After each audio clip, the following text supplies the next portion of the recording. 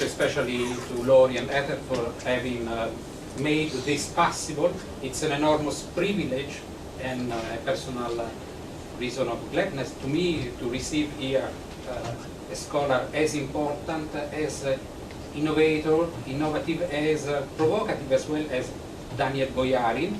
I hope that you are familiar with his important production. Daniel Boyarin is from the start a specialist of rabbinic, so-called rabbinic literature and rabbinic Judaism in antiquity and late antiquity, and is famous for his application of anthropological theories and models, not to say queer theory, to these documents, to this literature.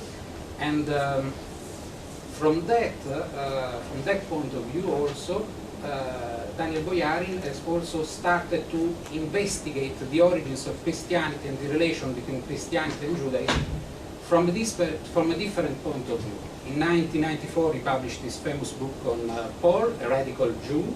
So he started exploring the new perspective on Paul. Paul is seen not as the founder of a Christian religion, but as a radical Jew, a radical Jewish missionary. And then in 2004, he published his one of the most important contribution, the Borderline books that you are familiar, I hope you are familiar with, passing from the exploration of the new perspective on Paul as a Jewish leader, to the new perspective on the separation between Christianity, the parting of the ways between Christianity and Judaism. Actually, the way they never parted. So exploring the continual perennial association of Christianity and Judaism in antiquity. And the natural evolution from that perspective was actually the calling into question of the notion of religion in antiquity. So what was a religion? Religious movement and religions were there, of course. Giovanni Casadio, an Italian specialist of Roman and Greek religion, has written recently an article on that direction. And of course, religious phenomena were there, but the problem is very clearly, very simply put, these were not world religions, these were not what we as modern, we understand as the construction of these very artificial entities that have been produced since the 19th century under the influence mainly of Christian perspective. And you all know very well, all of you know it very well, because you are a part of this series of critical thinkers on religion. So that was next step, and I suppose that Daniel Boyarin today will introduce us into his last reflection on this deconstruction of the categories of religion as we normally understand them, traditionally understand them in late antiquity.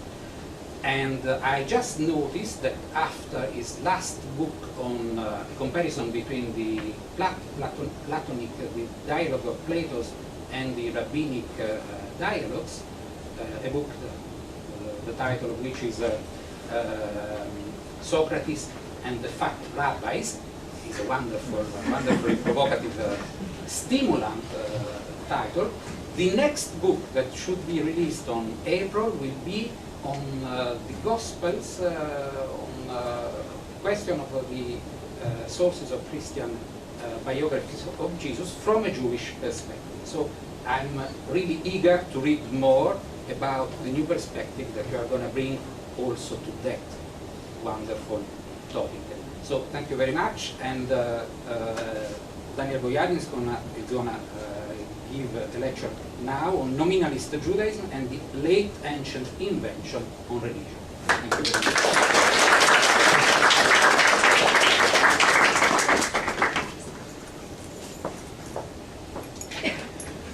Thank you very much. It's a pleasure being here. The truth is, I didn't look at a map, and I thought that Ottawa was somewhere considerably to the west of here.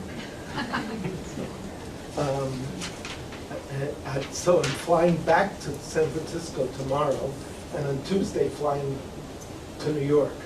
And, had I realized that Ottawa was not in the prairies somewhere, I probably would have arranged my schedule somewhat differently and just gone on from here straight to New York. But, and as you can tell, geographically challenged. has nothing to do with Canada or not Canada. I don't know where Montana is either. And I have children who live in Canada. You've seen nothing till you've seen a 3.5-year-old standing at his full height and saying, "Oh, Canada, we stand on guard for thee." At which point I had an image of Canada being guarded by an army of 3-year-olds. What a marvelous country. So it's a pleasure being here. In the scholarly literature as it stands today, there are two almost directly opposed stances to the category religion, and especially of religion as a form of identity. On the one hand, we find still many, if not most writers, writing as if religion were an essential category, something as essentially human as language or walking. And the only relevant questions being what kind of religion any given human group or human individual had or adhered to, usually expressed in terms of his, sick, beliefs or faith. On the other hand, we find too, although not quite as frequently, a recognition that religion is a historical and thus historicizable category, not an essence but a particular kind of institution, something like literature or science, and thus no more universally applicable to all human societies than they are. Typically, for scholars holding this view, religion is not found before the Enlightenment. Thus, Jonathan C. Smith wrote famously that religion is solely the creation of the scholars studied, and hence it has no existence apart from the academy, end quote. Whilst Talal Asad declared that there can be no, quote, universal definition of religion, because the definition is itself the historical product of discursive processes, end quote. Another slightly earlier Smith, Wilfred Cantwell, wrote famously, quote, "I have not found any formulation of a named religion earlier than the 19th century," end quote. I would suggest that the subject in question in these authors is not religion so much as the concept of religions. The thesis that there are different species of a genus, religion, disembedded from other practices and discourses that make up cultures, whether that genus is held to be a universal possession of humans or not. Different answers, that is, to a question phrased, "What religion are you?" or "To what religion do you adhere?" This genus is usually defined as having gods, beliefs, i.e. faith, and various practices of service to those gods.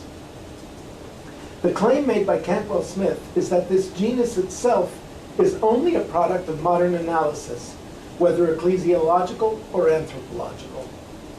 My own researches and reflections have led me to a third position, one like the Smiths and Assad, in that I too regard religion as both a culturally specific, non-universal, historicizable category, but unlike them, in that I consider religions to be an essential category of Christian self-understanding and of the constitution of Christianity itself, and thus a product of late antiquity, and not of modernity or of the Enlightenment. I wish to propose here that while indeed religion may be the product of the scholar's study, it was a late ancient scholar, or rather group of scholars, who created it, and that consequently studying the genealogy of the historical product, that is the definition of religion, is, contra Assad, a study of late antique and not only modern discursive practices.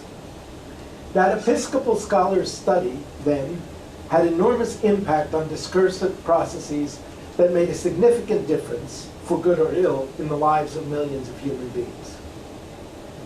Part 1. Judaismos and Christianismos before religion.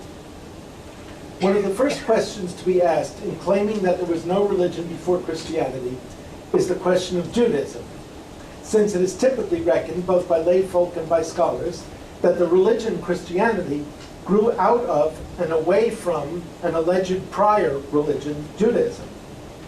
Indeed, it almost seems counterintuitive in the extreme to even think of denying such a proposition, which is exactly why I will. About 25 years ago, my mother asked me, what my scholarly method is? I said, it's very simple. I look at what everybody's saying, I assume the opposite and see what happens. At which point she said that I hadn't changed since I was 2. So, being a terrible 2 as a scholarly persona has worked out pretty well for me. It seems highly significant that there is no word in pre-modern Jewish parlance that means Judaism. No word in Hebrew, no word in Aramaic, in Judeo-Aramaic, no word in Judeo-Greek, with a little bit of an exception that we're just going to talk about, no word in Yiddish, no word in Judeo-Spanish, which is called Judaismo, no word that means Judaism in any of those languages. When the term Judaismos appears in non-Christian Jewish writing, to my knowledge only in 2 Maccabees, it doesn't mean Judaism, the religion, but as Steve Mason has demonstrated definitively, it means loyalty to Judaic practices in response to Hellenizing, which is behaving as a Greek.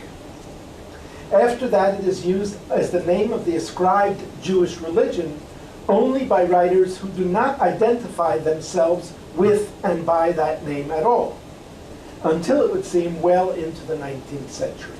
So the only people who use the term Judaism to refer to an alleged religion that the Jews have are people who do not identify with that and are looking from outside.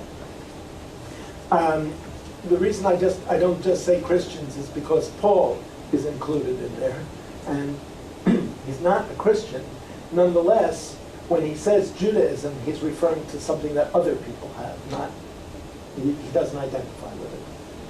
It might seem then that Judaism has not, until some time in modernity, existed at all. That whatever moderns might be tempted to abstract out, to disembed from the culture of the Jews and call their religion, was not so disembedded nor ascribed particular status by Jews until very recently. In order to even make sense of this claim, I need first to articulate the meaning, or rather the possible meanings of the counterclaim, that there was such a thing as Judaism in the 1st century. I can think of almost of no better place to start than with the realist-nominalist divide. This, as is well known, consists of an argument as to whether or not universals are real objects or only collections of particulars to which our minds or languages ascribe a name, hence nominalism. The argument in favor of the existence of Judaism would have to be a realist one, asserting that the practices, corporeal, verbal, and textual, that Jews engaged in were instances of a real universal, Judaism, even though Jews did not give them a name. And indeed that some of those practices were legitimately part of Judaism and others not. I would assert that notwithstanding the position taken about such universals in the non-human world, such as green, in other words, I'm willing maybe to concede that green exists whether or not it's called green. For human products or categories such as religion or Judaism, only a nominalist position is tenable. How could something that humans conceptualize exist if humans haven't conceptualized it and named it? Since there is no way of even categorizing the particulars that would enter into the category Judaism, there is no possible universal in the world to which it could apply. Unless we seriously entertain the notion of ideas in the mind of God, then we must recognize that there can be no thing, Judaism, until it is in fact a social fact, and thus named as such by humans. I may be denying the existence of Judaism, but I still say a prayer before I drink water.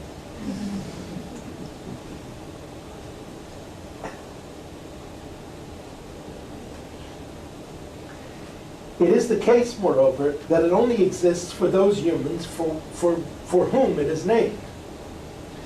Universals of this sort only exist insofar as they are named as such by a group of humans within a human language. If Judaism had no name for late ancient and medieval Jews, there was no such object in the world for Jews. If others,